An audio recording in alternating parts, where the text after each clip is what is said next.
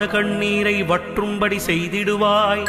வளமான வாழ்வுக்கு வழிகாட்டும் வல்லவரே, கடைக்கண்ணால் பார்த்துவிட்டால் கவலைகள் தீருமையா. கிரகசாந்தி ஏற்பட்டு பாதிப்புகள் அகன்றிடுமே. குப்பிலா மிளகு வடை உனக்காக எடுத்து வந்தோம். செவ்வரளி மாலையினை சீராக தொடுத்து வந்தோம். தப்பேதும் செய்திருந்தால் பொறுத்திடப் பாதையவுடனே தடை நீக்கி கருணையுடன் எங்களை நீ காத்திடப்பா.